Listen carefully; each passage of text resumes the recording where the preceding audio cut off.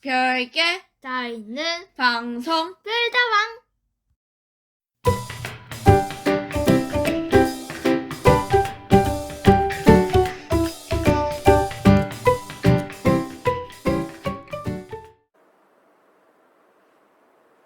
안녕하십니까. 오늘은 천자문 100강이 되겠습니다. 처음 복지관으로부터 천자문 동영상 강의를 제의받았을 때 저는 망설이기도 했고 또 굉장히 기뻤습니다. 그래서 처음 한 몇 회 하다가 또는 몇십 회 하다가 그만두겠지라는 그런 걱정스러운 마음을 가졌는데 많은 분들이 시청해 주시고 또 격려해 주시고 전화해 주셔가지고 100회까지 도달했습니다. 시청해 주시는 모든 분들께 감사드립니다.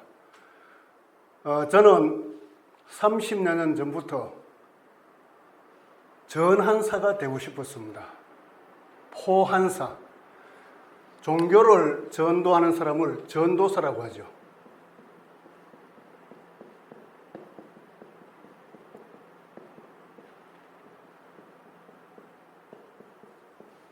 도를 전하는, 종교를 전하는 선생이다. 근데 저는 전한사가 되고 싶었습니다. 한자를 전하는 선생이 되고 싶었다 하는 그런 생각으로 30년 전부터 논문도 발표하고 또 제가 발표한 논문이 조선일보를 비롯한 많은 신문에서 보도해 주었습니다. 그리고 전도사와 비슷하게 쓰는 것이 불교에서는 포교사라고 이야기하죠.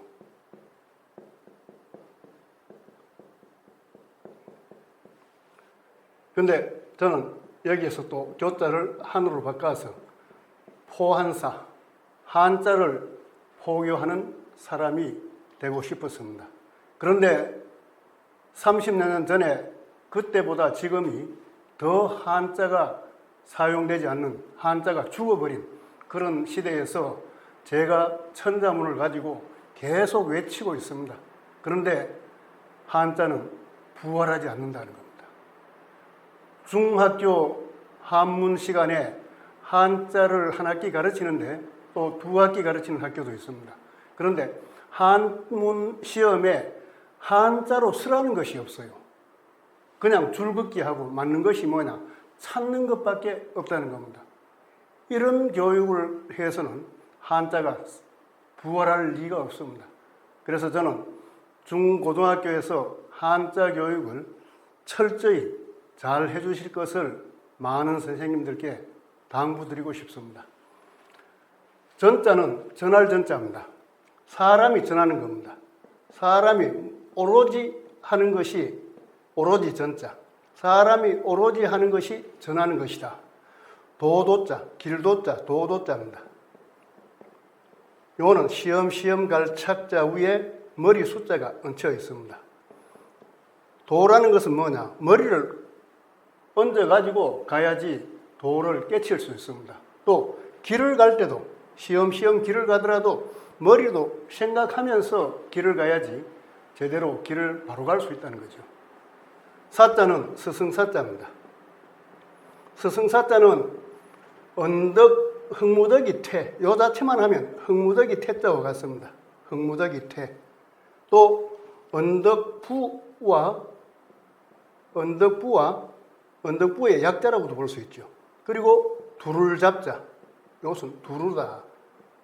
두를 잡. 그래서 흙무더기 위에서 스승이 있고 그 옆에 제자들이 둘러가지고 가르친다 하는 그런 뜻이 있습니다. 스승이란 것은 언덕에서, 옛날에는 학교가 어디 있었습니까? 언덕에서 제자들을 불러 모아놓고 선생을 둘러싸서 있는 그 모습이 바로 스승사가 됩니다. 포자는 베풀 포자, 손으로 잡고 있어요. 왼손의 뜻인데 오른손, 왼손 관계없이 손의 뜻입니다. 그리고 배포자, 수건건자입니다. 그래서 이것은 뭐냐? 손에 수건 같은 천을 가지고 거기에 뭔가 글을 써서 알린다 하는 그런 뜻을 가진 한자가 배포자, 베풀 포자입니다. 교자는 가르칠 교자죠. 가르칠 교자는 뭐냐? 이것은 본받을 효, 점계효, 본받을 효라고 하는데 이것을 누가 본받아야 되느냐? 아들이 본받는다는 겁니다. 점계효라고 하지만은 실제 이것은 글자를 이야기하죠. 글자. 한자가 생기기 이전에는 어떤 아마 부호였을 겁니다. 이 부호, 갑골문 같은 그런 부호였을 거다는 거죠.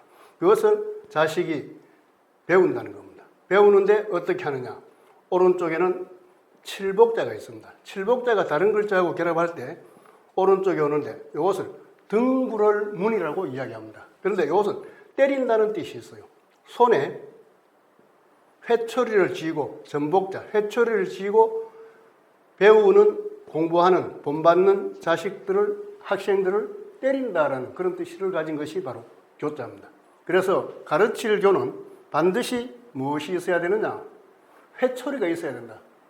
지금 교단에서는 선생님이 회초리를 사용하지 못합니다. 이것 정말 저는 불행하다고 생각합니다. 학부모들이 학기 초에 모여서 선생님들에게 회초리를 한 학기 동안 사용하도록 선물하는 것이 저는 자녀들을 바르게 교육시키는 길이다. 또 자녀들이 바르게 되는 길이다라는 것을 우스개 삼아 강조하고 싶습니다. 그래서 제가 30년 전부터 전도사, 포교사가 되고 싶었지만은 그러나 그 효과가 없어가지고 지금 답답하게 여기고 있습니다. 그러나 대구 노인종합복지관에서 천자문 동영상 제작을 의뢰해왔고 또 거기에 따라서 제가 강의해왔기 때문에 저는 그 역할을 최선을 다해서 해야 되겠다라는 마음을 지금도 갖고 있고 125강이 끝날 때까지 계속 하려고 합니다. 오늘 강의가 100강입니다. 104강이 되면 만 2년이 됩니다. 그래서 이 강의가 2년 4개월 정도 계속되는 그런 강의였습니다. 앞으로 여러분들께서 이 천자문 동영상을 시청하시고 더 많은 질책을 해주시고 또 좋은 말씀도 해주시기 부탁드립니다. 오늘 설명할 부분은 탐독 완시 우목 낭상입니다. 이것도 천자문에서 98강까지 그냥 쭉 앞에서 자연적인 그런 이야기를 하다가 갑자기 튀어나온 그런 문구라고 생각하시면 됩니다. 자, 이것은 뭐냐? 즐길 탐자입니다. 읽을 독자, 독서한다 할 때 독자입니다. 그리고 완자는 즐길 완자, 시자는 저자 시, 시장 시자입니다. 우자는 모을 우자, 우거할 우자라고 하고 목자는 문목자입니다. 오늘 낭자는 주머니 낭, 상자는 상자 상 이렇게 훈과 음이 되겠습니다. 탐자는 호시탐탐할 때 탐자와 혼동해서 쓰기도 하는데 이것은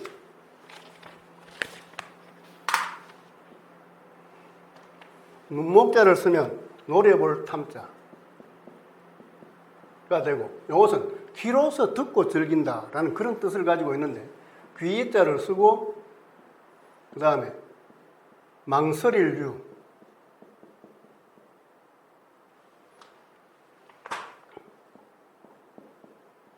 머뭇거릴 유가 됩니다. 그래서 귀로서 망설인다. 작은 듣기는 듣는다는 그런 의미가 있는데 이것의 후음과 음은 즐길 탐자, 또 귀가 처졌다 해서 처질 담이라고도 이야기합니다. 이 망설일 유자는 빠질 침자에서 나오는데 물에 빠진다는 거죠. 물에 빠질 때 사람들이 그냥 후다닥 빠지지는 않을 겁니다. 빠지기 전에 망설이기도 하고 머뭇거리기도 하고 그렇게 하면서 아마 물에 빠질 겁니다. 심청전에서 심청이도 임당수 그 푸른 바닷물에 빠지기 전에 효도하기 위해서 아버지의 눈을 뜨기 위해서 빠지지만은 아마 그때 망설였을 것이다 하는 그런 생각을 하게 되는 글자입니다. 독자는 읽을 독자라고 이야기하죠. 읽는다. 자, 이것이 말로서 읽는다라는 뜻이 있는데 읽어두면 이것을 어떻게 하느냐. 팔매자입니다. 팔매. 읽어두면 팔 수 있다는 거죠. 그래서 책을 많이 읽는다. 그렇게 하면 그 지식을 팔 수 있다. 이렇게 연상을 하시면 되겠습니다. 팔매자와 관계돼서 이야기하고 싶은 것은 매매라는 겁니다. 매매. 팔고 산다는 거죠. 팔 때는 이익을, 이런 선비사라고 하는 이익을 남겨서 판다. 이렇게 연상하시고, 또 요 위에 그 선비사는 실제 내어서, 날출자, 내어서 조개를 판다 하는 그런 뜻이겠습니다. 매자는 이익 없이 원가대로 산다. 그래서 매자는 조개패, 살매자, 살 때는 조개패를 그물망에 딱, 그러니까 묶어놓은 그 귀한 것을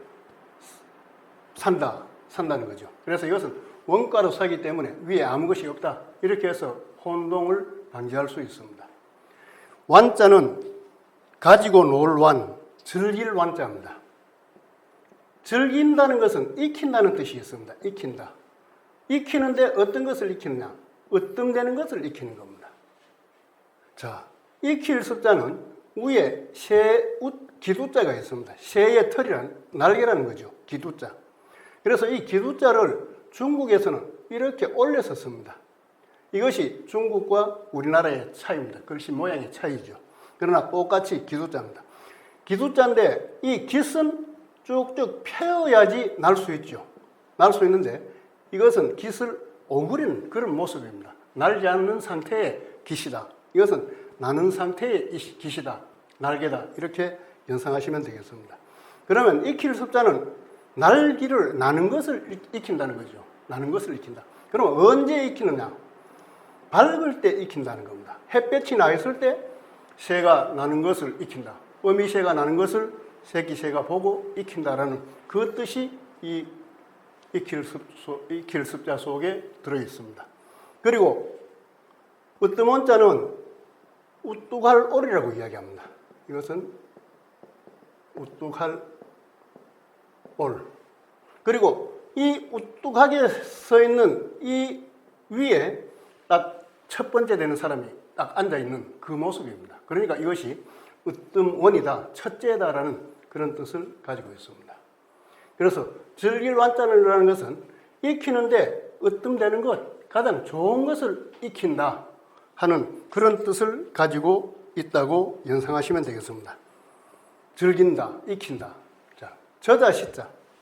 옛날 시장에 가면 시장에서 무엇을 판다라는 것을 장대에다가 적어 놨어요. 술을 찝이다, 술을 판다, 뭐 떡을 판다 등등 할 때 이렇게 수건에다가 천에다가 수건건 천에다가 윗상자 높을 상자 높이 장대에 달아놨다 라는 뜻이 바로 이 저자 시자의 의미가 되는 겁니다. 그냥 한자를 만들지는 않습니다. 반드시 뜻을 포함해서 만듭니다. 높이 달아놨다는 거죠. 장대에 높이 달아놨다. 무엇을? 수건을. 그리고 그 수건에 무엇을 팝니다라고 하는 종류를 적어 놓는 겁니다. 이것이 바로 저자 시자의 원래 의미가 됩니다. 우자는 붙여 살 우, 우거할 우, 붙어 살 우, 우거할 우 이런 뜻이 있는데 우화라고 할 때 우화의 뜻도 됩니다. 이야기를 쭉 빗대어 가지고 만들어서 가탁해서 교훈의 뜻을 담은 이야기가 바로 우화가 되겠죠. 이 우자는 우거할 우자다 하는데 집이라는 겁니다. 그리고 밑에 뭐가 있느냐? 이것이 긴 꼬리 원숭이 우라고 합니다. 자, 요 글자를 자세히 보시기 바랍니다. 원숭이 머리가 있죠. 머리 부분입니다. 그리고 팔이 쭉 늘어져 있습니다. 팔. 그리고 몸통이 있고 거기에 꼬리가 이렇게 달려 있는 겁니다. 그래서 이것은 긴 꼬리 원숭이 우다. 어쨌든지 원숭이 우자입니다. 그래서 이 원숭이가 아무리 마음을 잘 쓰고 똑똑하다 해도 바로 이 마음 심자를 밑에 달면 어리석을 우자가 됩니다. 또 사람인 변에 이 원숭이 우자, 긴 꼬리 원숭이 우자면 우자를 쓰면 짝우자가 됩니다. 우수하면 짝수를 우수라고 하죠. 짝이다. 그러니까 사람이 짝을 만날 때는 원숭이 같이 재주 있는 사람을 만나면 좋다라는 그 뜻이 아니겠느냐라고 저는 보고 있습니다. 그래서 짝배자, 나눌 배자, 배우자 할 때 이렇게 쓰죠. 자, 짝배자, 짝우자, 사람 자자. 그래서 배우자를 정할 때는 자기보다 조금 어리석은 사람, 어리석지만은 원숭이처럼 재주가 있는 사람을 짝으로 선정하면 한평생이 편하지 않을까 하는 그런 생각을 해봅니다. 결혼할 때 남녀가 다 생각하는 게 뭐겠습니까? 자기보다 더 나은 사람, 자기보다 더 똑똑한 사람, 자기보다 더 가진 게 많은 사람을 배우자로 선정하고 싶겠죠. 그러나 그렇게 하면 피곤합니다. 한평생이 피곤하다. 저는 그렇게 생각을 합니다. 그래서 조금 어리석지만은 그런 사람을 배우자로 선정하고 한평생 동안 배우자에게 배우자라는 마음으로 살아가신다면 아마 자기가 종신토록 복락을 누리리라 그렇게 생각하고 가정도 화목하리라고 저는 확신하고 있습니다. 목자는 눈목자입니다. 눈목자는 원래 이런 거죠. 이렇게 해서 눈입니다. 이것이 이렇게 돼 나오는 건데 이것을 세웠습니다. 중국에서는 세운 글씨도 있고 눕힌 글씨도 있고 자기 마음대로 이렇게 변해왔어요. 글자가. 그래서 이것은 눈목이라고 이야기하고 이 눈목자가 누워있을 때는 옆으로 이렇게 서는데 옆으로 이렇게 섰을 때는 그물망자하고 혼동하기가 쉽습니다. 이것은 한자를 조금 더 깊이 있게 생각하면 구분할 수 있는 것인데 눈목자인지 그물망인지 글자 모양이 약간 차이가 있습니다만 이것도 잘 살피시면 좋으리라 생각합니다. 낭자는 주머니 낭이라고 이야기합니다. 주머니가 복잡합니다. 아마 주머니를 복잡하게 해야지 아마 다른 사람들이 뭘 주머니 속에서 훔쳐가지 못할 거다라는 그런 뜻이 들어있지 않나라고 막연하게 한번 생각해 봤습니다. 이 낭자는 필순이 복잡하기 때문에 같이 한번 보시기 바랍니다.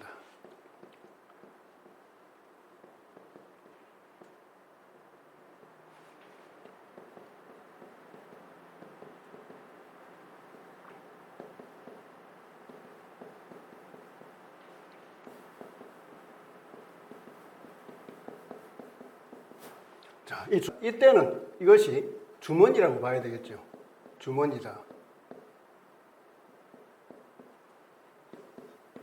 예. 이것은 주머니가 된다. 그리고 얼기설키 얽어놨다 하는 그런 의미를 담고 있는데 획수가 복잡하고 많고 또 필순이 어려운 글자 가운데 하나가 되겠습니다.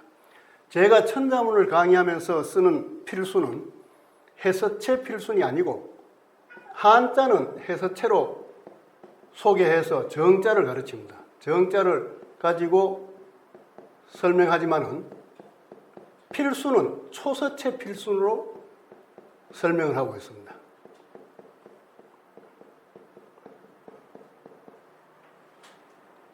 해서체 필수는 정자를 쓸 때 도움이 되는 필순이고 정자를 어느 정도 배우고 나면 붓글씨도 빨리 써야 됩니다. 그럴 때 초서체로 쓰게 되는데 지금 우리나라에서는 1972년 8월 17일 이후에는 과거의 해서체 필순으로 가르치다가 이때부터 1972년부터 초서체 필순을 발음 필순으로 가르치고 있습니다.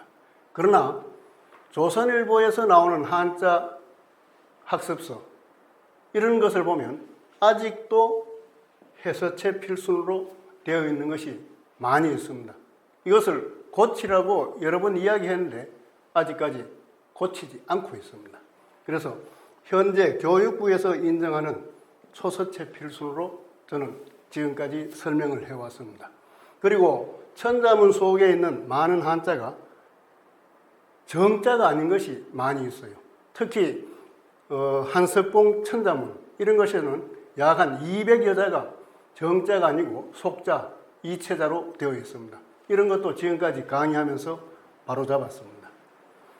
상자는 상자상. 이 상자상은 옛날에는 가장 주위에 구하기 쉬운 것이 대나무였다는 겁니다. 대나무였고, 그리고 밑에 서로 상자 이렇게 되어 있습니다. 그래서 이것은 대나무로 만든 상자다라는 것이고, 이것은 음을 나타내는, 서로상은 음을 나타내는 한자가 되겠습니다. 그래서 이런 것은 육서 가운데 상형지사 회의 형성 전주가차 가운데 형성에 해당됩니다. 형. 그래서 이것을 우리가 전통적으로는 형성 문자다 이렇게 이야기합니다. 그래서 하나는 뜻, 형은 모양 형자니까 뜻을 나타내고, 소리성, 이것은 음을 나타냅니다. 서로상, 상은 음을 나타낸다. 그래서 이것은 그냥 밑에는 음이고 위에는 뜻이다. 형성에 의해서 만든 한자다. 이렇게 생각을 하시면 되고, 상자는 주로 옛날에는 대나무를 가지고 만들었다라는 것이 이 속에 그 뜻이 들어있는 겁니다. 자, 탐도관시라는 것은 후한시대 때 학자인 왕충의 고사에서 나옵니다. 왕충이라는 후한시대 때 학자가 있었는데, 이분은 27년부터 97년까지 AD 40학자입니다. 70을 살았기 때문에 이분도 당시로서는 장수하신 분입니다. 이 왕충이라는 사람은 젊어서 집이 가난했다고 합니다. 그래서 낙양에 있는 서점에 가서, 지금 같은 서점이 아니겠죠. 한지, 한서적 그런 것을 파는 것인데, 거기에 가서 공짜로 책을 넘기면서 읽었다는 겁니다. 그래서 기억력이 엄청나게 비상했기 때문에 이 왕충이 탐독했다. 완시, 저자에 가서 즐기면서 책을 읽었다는 겁니다. 그러니까 우목난상, 눈을 딱 모으기만 하면 주머니 낭자, 상자상, 그 내용을 주머니에 넣은 것과 같다는 겁니다. 자, 이 정도 비상한 머리라면 아마 10,000명 가운데, 10만 명 가운데 1명 나올까 말까 한 그런 수재라고 생각을 합니다. 이 왕충이라는 사람이 지은 책이 논형이라는 책이 있습니다.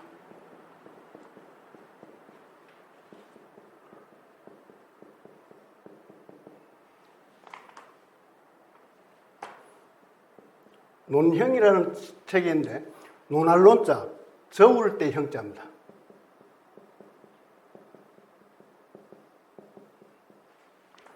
저울 때라는 것은 무게와 저울 추가 똑같이 평형을 이룰 때, 균형을 이룰 때 딱 가운데서 즉 이렇게 된다는 거죠. 추를 달고 물건을 달고 이렇게 할 때 딱 이 추가 그 무게의 중앙에 있을 때 저울로서 역할을 한다는 겁니다. 바르게 단다. 그래서 이것은 저울대형인데 저울형이죠. 결국 이건 뭐냐? 행한다는 겁니다. 무엇이? 가운데 이것이 밑에 큰 대자로 되어 있는데, 이것은 고기어자의 변형입니다. 고기가 다닌다.